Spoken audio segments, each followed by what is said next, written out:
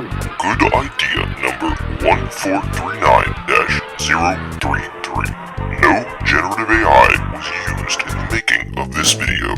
If you didn't already know, I read a lot of comic books, almost every day. It's been a major aspect of my media consumption for about 5 years now, and lately I've been paying even more attention to how comics tell their stories. When you've read enough, like I have, you start to notice how some things affect your reading.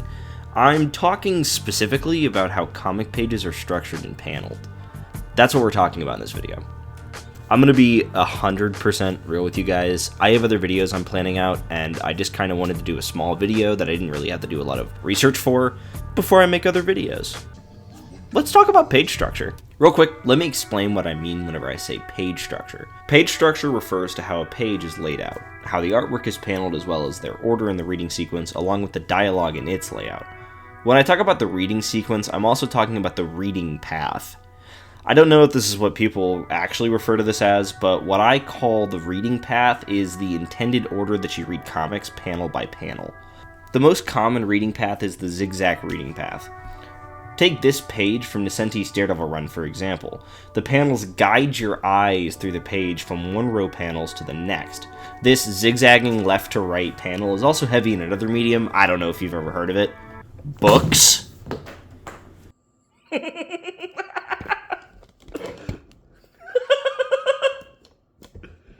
The left to right reading path is also just common in general because, like I said, us English readers are used to reading left to right in everyday life. You can see this in comic pages that don't have just rows of panels, like these pages from Superman for All Seasons. Despite using longer panels and not panel rows, the dialogue mostly guides your eyes from one panel to the next. This isn't just dialogue, however. This isn't a constant, but comic fights also sometimes use this zigzag reading path. These pages from Uncanny X-Men are a good example. Each panel flows to the next pretty well while guiding the eye throughout the fight. My favorite detail is how every panel of Cyclops shooting his eye blasts has him shooting from left to right. Not every comic uses this more traditional reading path. Some are very unique. I'll say that for later though. Good structure and composition are very important. Page structure is literally the basis for where the art is sequenced and how the dialogue is ordered. One thing I want to express in this video is that there isn't really a right or wrong when it comes to composing pages and constructing panels. It's possible that standard and good page composition could be used poorly. My example for this will be the tried and true 9-panel grid. It's pretty self-explanatory. Alan Moore used it in Watchmen, but I haven't read Watchmen yet, so we're not going to be talking about it in this video. Don't crucify me, it's on my reading list. Now, I actually want to showcase a good, relatively recent example of the 9-panel grid. My example is from New Mutants number 15, the run during the Krakoa era. The last 8 or so pages are all 9-panel grids centered around a party. The paneling style works really well here because it gives the feel of the party being chaotic. Almost every panel is a new drawing, multiple characters and plots are being highlighted. The pages give off the feel of controlled chaos, which is supported when the last few pages of the comic break the 9-panel structure. Really good use of the 9-panel grid. Another classic type of page composition is the double page spread. Sometimes comic creators have a moment in their head that's too good to be on one page. That's often where the double page spread comes from, sweeping pieces of action, dramatic turns in story, etc. A lot of comics have great double page spreads. One awesome double page I saw I actually read recently in Donny Cates' Thor run. What I like about this page, without spoiling the context of the page, is how the panels are shaped like lightning bolts, with Thor himself as the central figure in the art. Totally awesome. The double page spread isn't just good for action. Like any piece of comic composition, the double page has many uses, including dialogue and conversation. It's a good opportunity to show a good back and forth through dialogue and art. While working on this video, I started reading Dark Spaces Wildfire by Scott Snyder, Hayden Sherman, and Rhonda Patterson. The first issue of Wildfire ended up having 3 pages that are the near perfect example of using double page spreads to convey scale and emotion through page structure in combination with the art. The first page is great at creating a setting. A forest prone to forest fires while using side panels to show just how small our 5 leads are in comparison to the forest they work in. It's a really unique page and a really simple way to establish the world. The page really struck me with wonder when I saw it, and I knew it had to be in the video. The next page is later in the issue, showing the narrator, named Ma, and her life. It shows how her life has become monotonous, living a lonely solipsistic life, with long column-like panels showing how Ma is trapped in her quiet, lonely routine. This page is debatedly a double, but it works better as a double. This page also sets up for the last page that we're going to talk about. This last page is towards the end of the issue. It shows the panels from the previous page dissolving with close-up panels of the photo and the plush by her nightstand. This page demonstrates the breakdown of Ma's structure. We see her routine dissolving into itself. She needs a change from her solipsistic life. It's not long after in this issue she agrees to the plan that her crew is hatching. This is a great set of pages here that are great at establishing emotion in this book. Another thing I notice is that often superhero comics use double-page spreads for backstory and exposition. Here's a good little example of a double-page backstory in Superman #1 from 2023. I love the detail of Superman's history being in his cape. A very nice visual shorthand for how Superman carries his history into battle with him, his upbringing in life being the metaphorical cape he puts on every day. One final thing about comic structure I want to touch on real quick is the page turn. Sometimes creators want to convey a big reveal in their comic. A great way to do said reveal is to build up to the reveal and then present the reveal as the reader turns the page. A lot of comics do it. Here it is in Immortal Hulk and in Action Comics, and here it is in Absolute Batman for a more comedic tone. However, I think the best way to convey how effective a page turn can be is actually not through Western comics, but instead the manga works of Junji Ito. One thing that Ito is somewhat famous for is using page turns for effective horror, kind of simulating a jump scare in manga form. What makes Ito's page turns work is that he will sometimes place a reaction shot as the last panel before the turn of a page. You react to the horrific image that Ito spent days penciling and inking at the same time as the characters in the story. Honestly, I haven't read a lot of horror comics or manga aside from Ito, but as I read more, I'll encounter great page turns in the future. Let's get into structure style more specifically. What I call rigid structure is when a comic's paneling is focused on clear and divided panels with mostly square or rectagonal panels. I guess you could also call it classic paneling, but I'm going to go with rigid structure. So whenever I say the structure of a comic's pages are rigid, I'm not saying that's a bad thing. Rigid structure is very readable and accessible. There's less of a chance for a reader to get confused on the order of panels in any given page.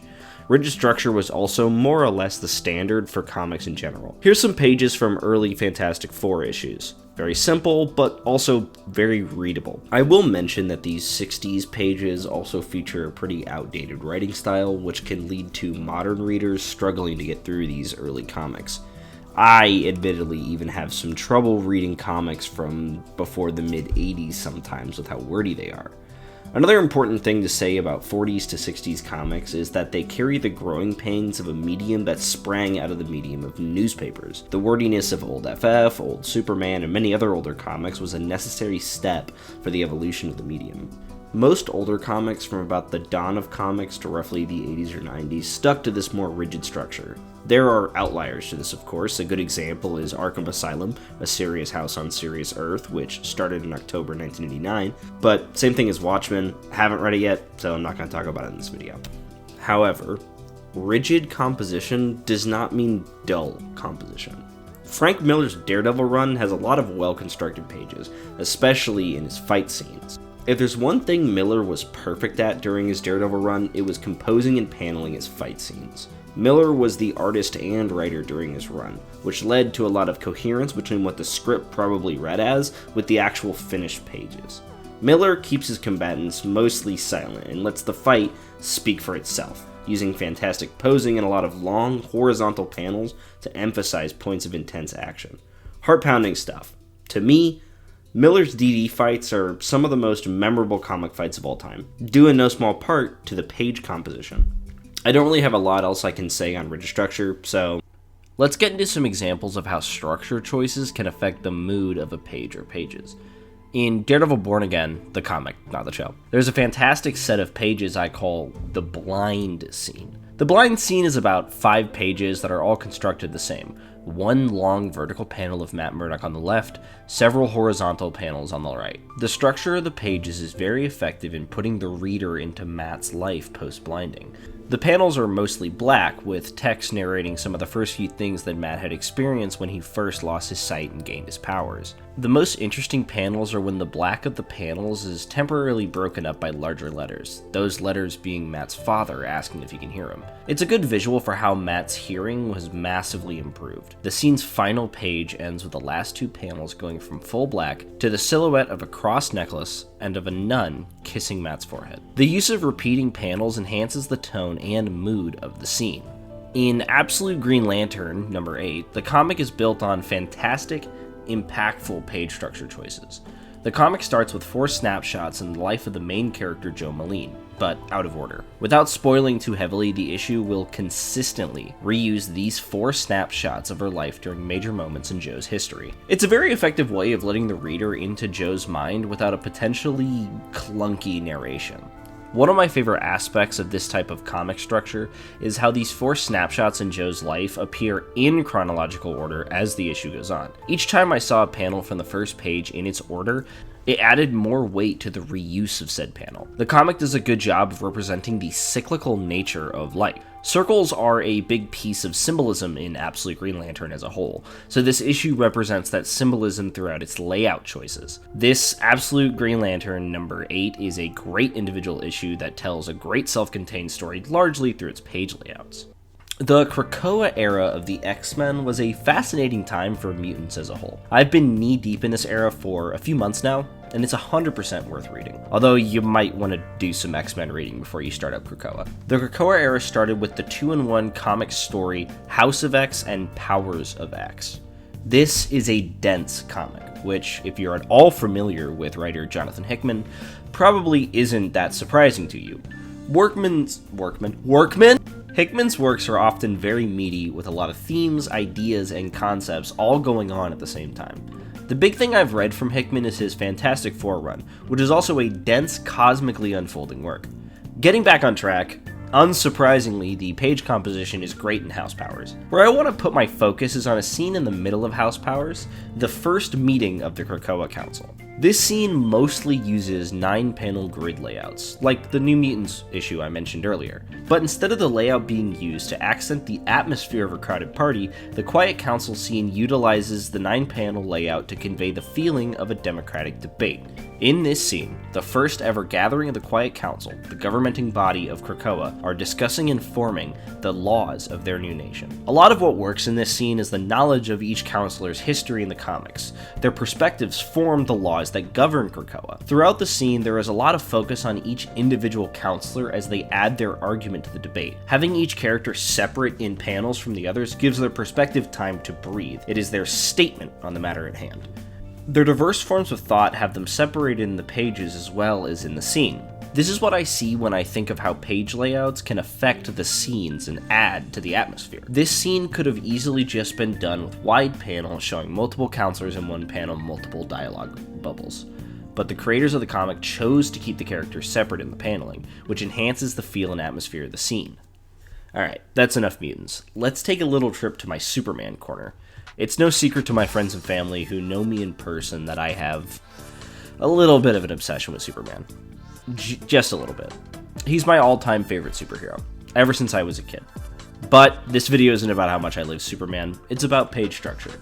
So we're going to take a look at a few Superman comics and some of the interesting page composition choices they have.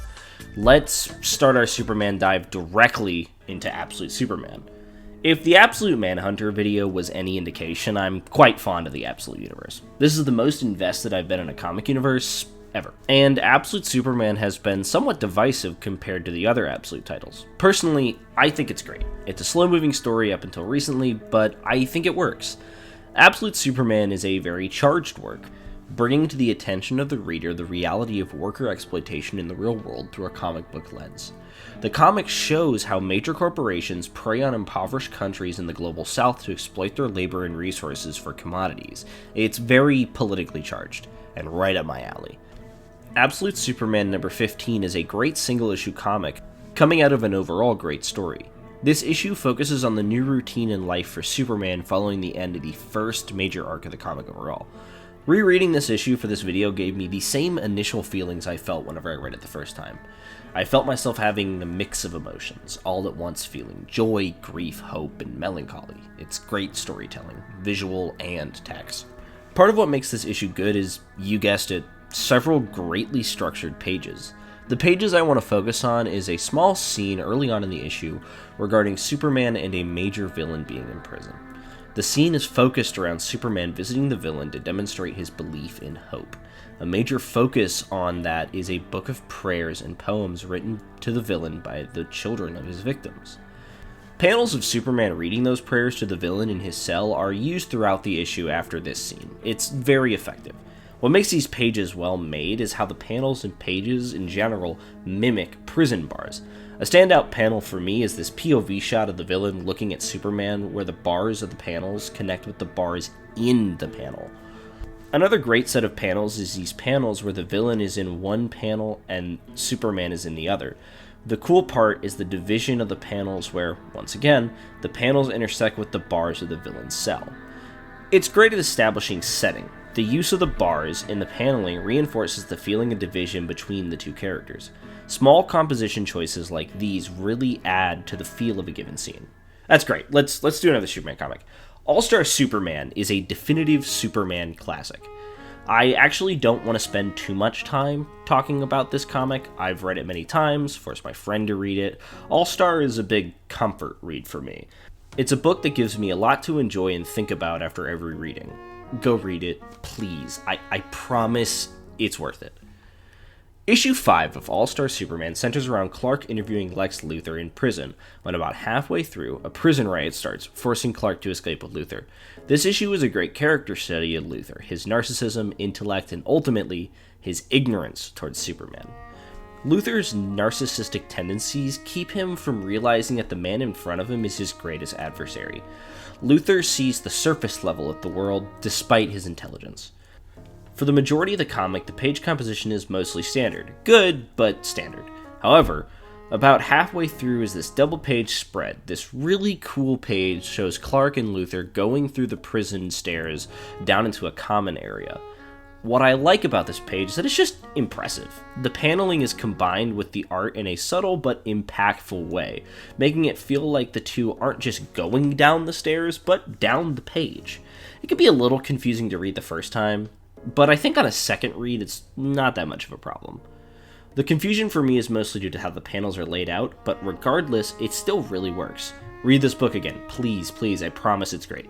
Okay, let's wrap up this trip to the Superman corner with 2 pages from different Superman comics that use the same panel style, but for different reasons. These comics both utilize smaller panels that emphasize little moments in an overall scene. The catch is how each uses this style. In Action Comics issue 1082, this page shows a face-off between Superman and a reformed villain who supposedly just went on a rampage. The emphasis is on the two's faces, then their hands, as if a fight is about to occur, only for the final panel being the villain surrendering. I love this page. In one fell swoop, no dialogue, no words, tells the story and conveys the emotion of the scene. The emphasis on the hands works really well because it shows before the surrender that a fight is not happening. The villain goes from fist to open hand from one panel to the next. The feel of the page is a standoff diffused. Superman is blisteringly angry at first, with a panel focused on his face with burning red eyes, and then his fist, then one last close-up, his shocked face. Let's compare this with this page from Superman issue 6 from the Rebirth era. This is a pure action page with Superman fighting the Eradicator, showing the two pummeling through the rock, with emphasis panels being on the hard hits of the fight. This is a use of emphasis panels on good bits of action. Instead of a diffuse standoff, it's pure action. The fight feels very brutal because the creator chose to focus on these hard-hitting pieces of combat, enhanced by the sound effects in the page. These 2 pages show how even the same base paneling choice can be used in different but effective ways. Okay. That's enough Superman for this video. But it's not the last you'll see of him on this channel. Daredevil Yellow, written by Jeff Loeb with art by the late Tim Sale, is an emotionally stirring book focusing on the early days of Daredevil through the lens of Matt Murdock's relationship with the now dead Karen Page. Every page, every panel is dense with detail. Sale was a great artist and was fantastic at setting mood and making panels feel alive.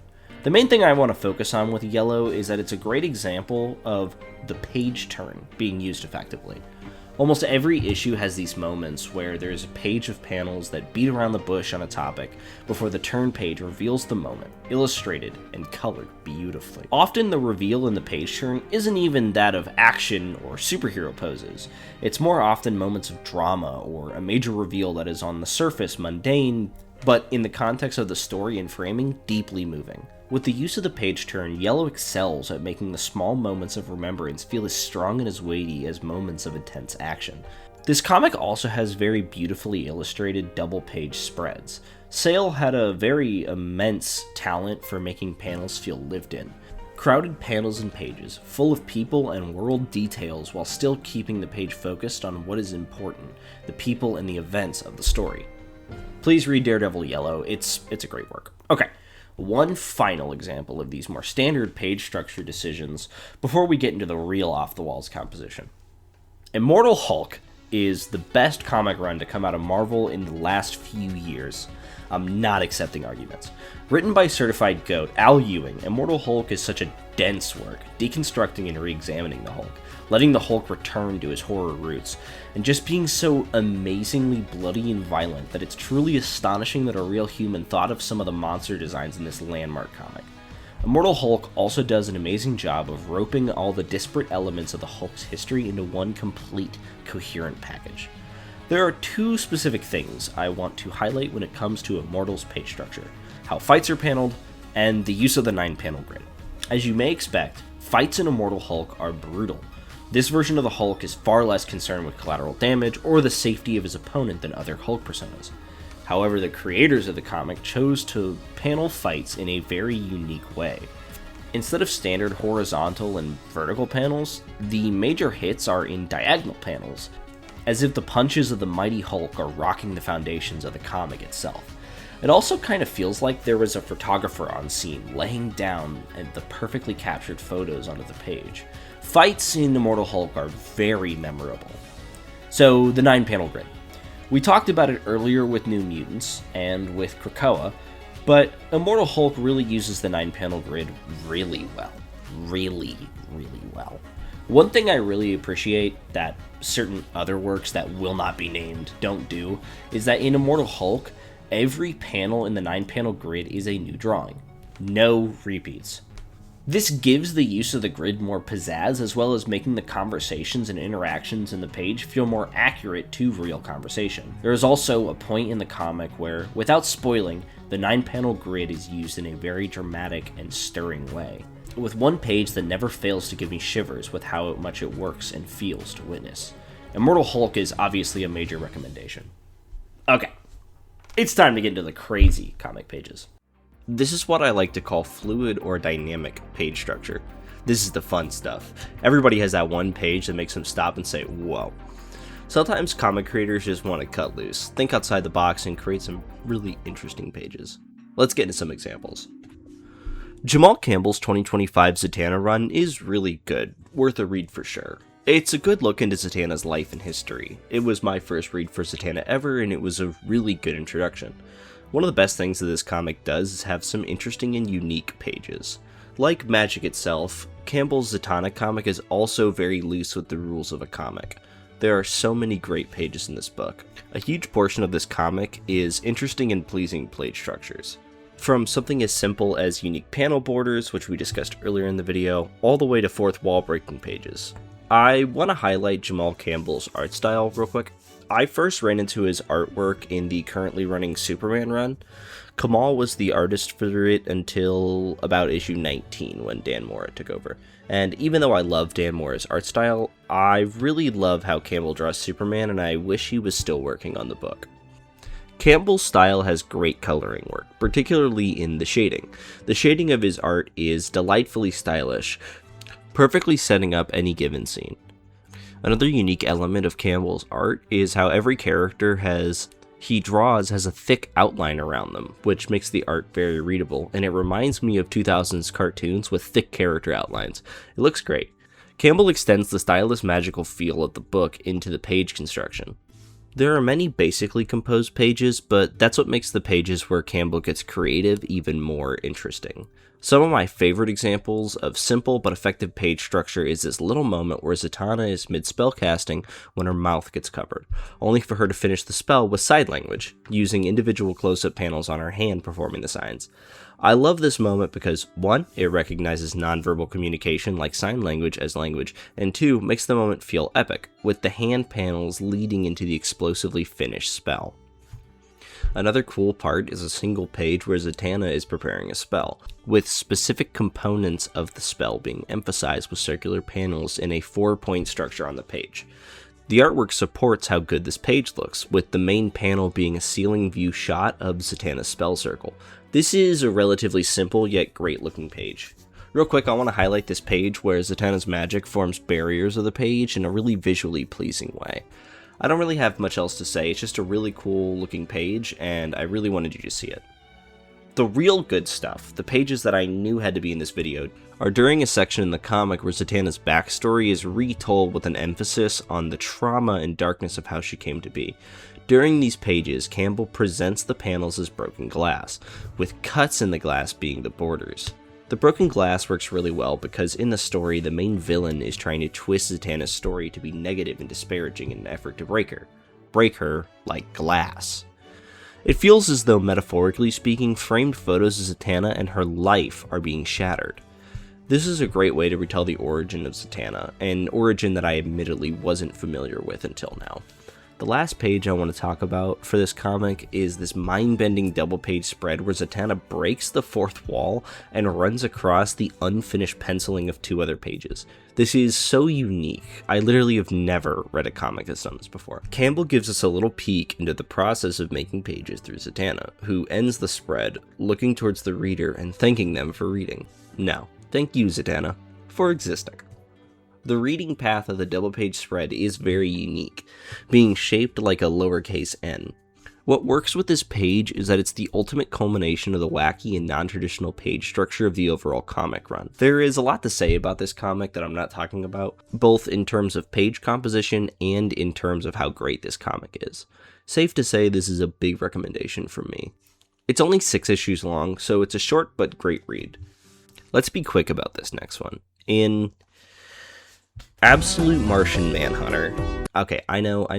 I just spent an entire video talking about this book, but I promise I'll be quick. Consider this an addendum to the last video. I didn't mention in the last video how interesting several pages in this comic are. Take this one simple but interesting choice early on in the book, where these panels between John and his wife are framed within the window of their house. It took me several reads to notice this for the first time, literally while I was working on the Absolute Martian Manhunter video.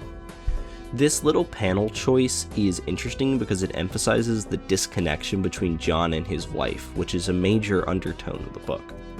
Manhunter also has some great pages like this one where the artwork depicts an exaggerated illustration of a mass shooting while using smaller panels revolving the artwork of Jones and the Martian. This page does a great job of emphasizing the urgency of the crisis while also visualizing how it would potentially feel being stuck as a target of said crisis.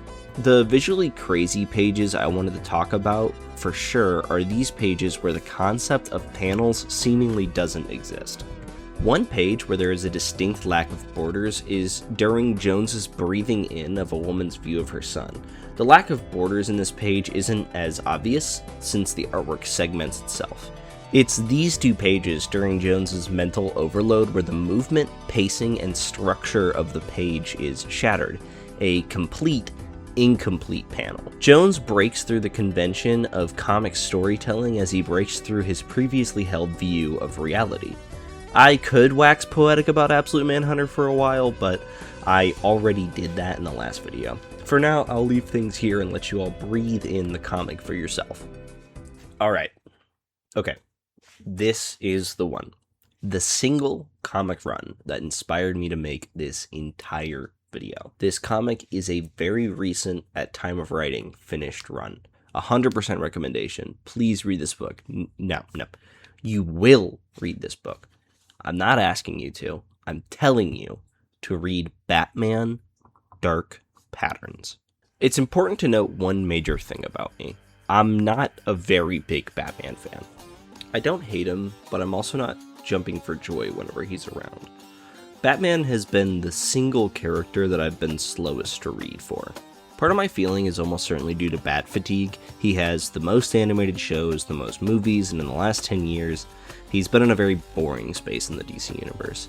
This position as the bestest, smartest superhero in all the land, which is just plainly not interesting to me. Despite my personal feelings on the Bat, I can acknowledge the importance and massive cultural impact that Batman has cultivated over his nearly 90-year history. It's important to get my feelings on various Bat-related men out of the way when I say Batman Dark Patterns is one of the best books I've read recently. Not best Batman books, best comic books. Dark Patterns concerns itself with a lot of interesting concepts. The book plays with ideas of superstition, paranoia, rumors, collective consciousness, and group identity. I know that's just me naming a bunch of stuff without clear evidence, but you'll have to trust me on this one for now. Dark Patterns is another one of those potential future video books, so I will largely remain vague with discussion on the story's plot and themes.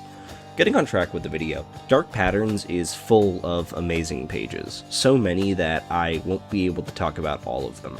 One element I want to quickly highlight is some of the reading paths in the comic. I noticed while reviewing some of the pages I plan to talk about that the structure of pages and the speech bubbles in turn guide your eyes diagonally down as opposed to zigzagging down to the bottom right of the page. This page with 3 vertical panels segmenting Batman's face is a good example. The speech bubbles shoot almost directly from one corner to another. This not only makes the page flow really well, but gives more emphasis to the art in the page. For the rest of the time talking about Dark Patterns, I will be focusing on one great element of this comic's page structure, the single element that led to this video being made.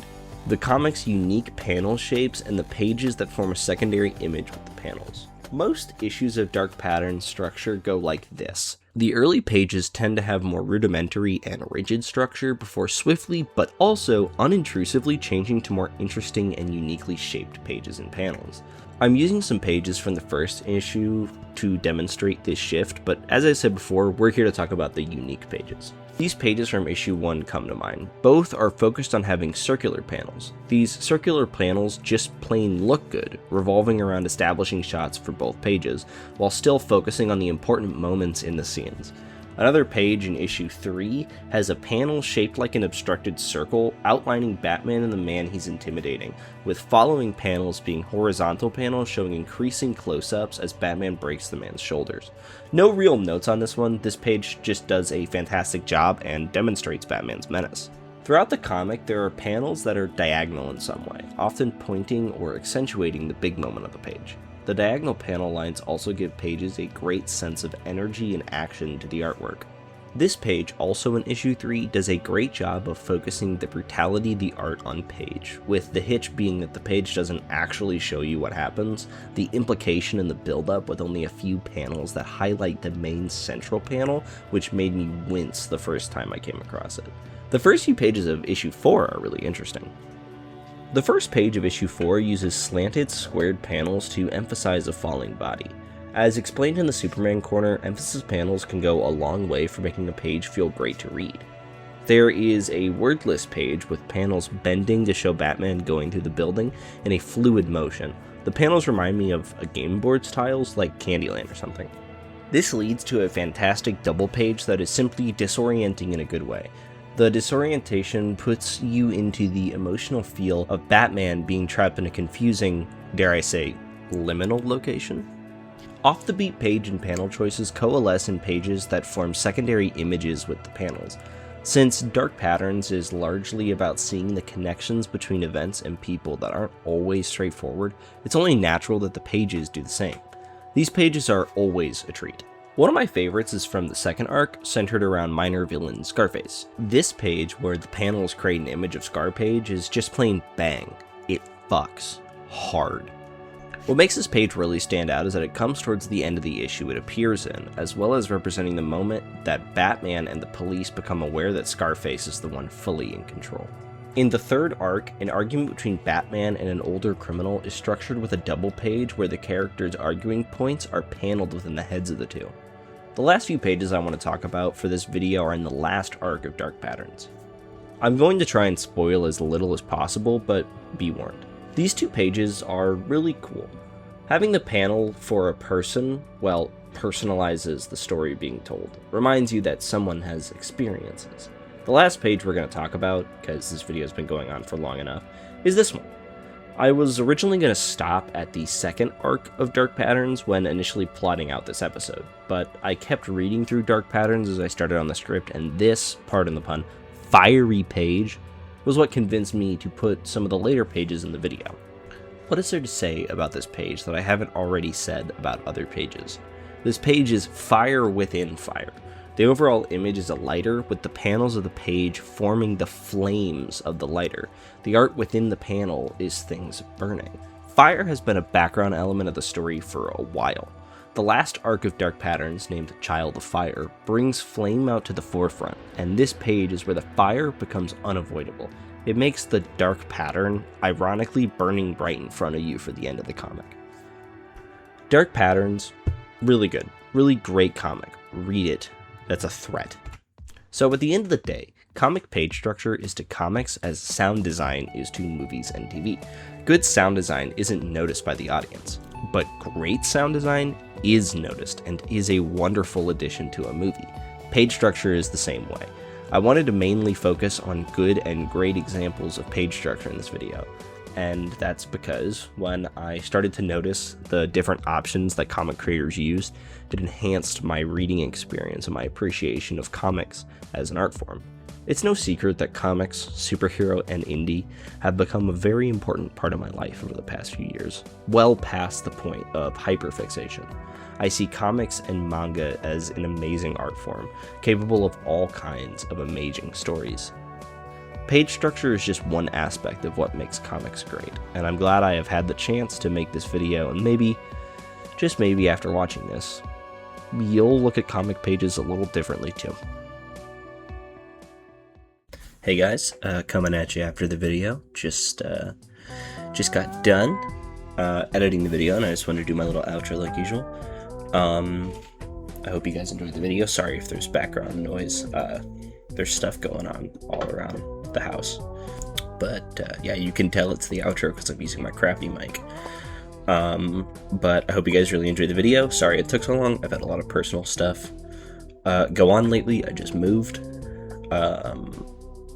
So it's just been a little while to get this video done. This was supposed to be a short video, but it became what it is, which it was supposed to be shorter than the Martian Manhunter video, but it is not, so that's fun. But go check out the Martian Manhunter video. I have other stuff planned. I don't know when that's going to come out, or how long it's going to take. Obviously, I don't have a big upload schedule. I do this just for fun. This is not like a job or anything. I just want to show off my love of stories and stuff. So I hope you guys enjoyed the video and look forward to whatever the next upload is.